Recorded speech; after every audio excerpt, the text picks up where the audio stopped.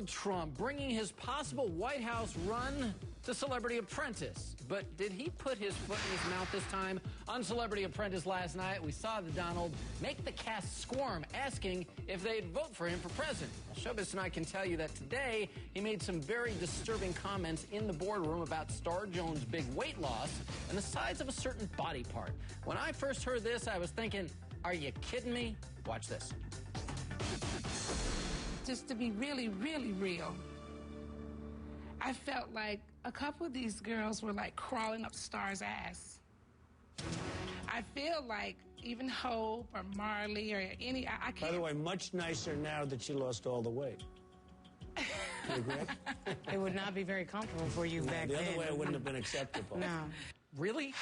Did he really just say that? Maybe I shouldn't be so surprised. That brings us to our Showbiz Flashpoint. Could Donald Trump's words come back to haunt him? CNN contributor Will Cain is with us today in New York. So, Will, can you just imagine a soundbite playing in a Republican commercial? They play that soundbite, the announcer comes on, would you vote for that man for president? But seriously, to our Showbiz Flashpoint, right. Could Trump's words come back to bite him in his, you know what?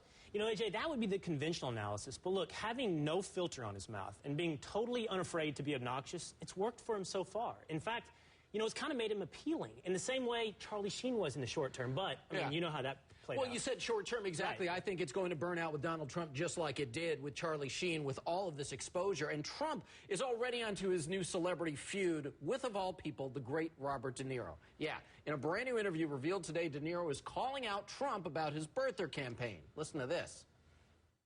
Certain people on the news in the last couple of weeks, what are they doing? What are we doing? This is crazy.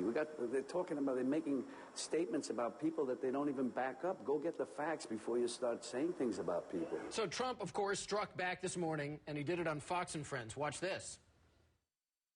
Well, he's not the brightest bulb on the planet. I mean, I've been watching him over the years, and I like his acting. But, you know, in terms of when I watch him doing interviews and various other things, we're not dealing with Albert Einstein. Okay. Well, is it that hard for Donald Trump to take the high road? Wouldn't it make him sound or seem so much better if he just didn't respond to everybody who said something bad about him? And quite frankly, to call out Robert De Niro essentially as stupid? I mean, give me a break. But that would be contrary to all the evidence, AJ. The low road is working so well for him. Look, I think Americans are a little full of Hollywood actors with high school diplomas telling us how to live our lives. Now, listen, if Donald takes the high road, he loses a battle of ideas. But if he makes it about personalities, him versus De Niro, he might stand a chance there. Yeah, but see, that's where it could backfire because, well, we may not want to hear this from some celebrities. To call him stupid, Robert De Niro may not be a great interview, not a stupid man at all. You may know that better than I did. Yeah, well, I sat down with the guy. He's the first to tell you, I don't really like doing this stuff. But at the same time, a bright, bright man. I think it was a bad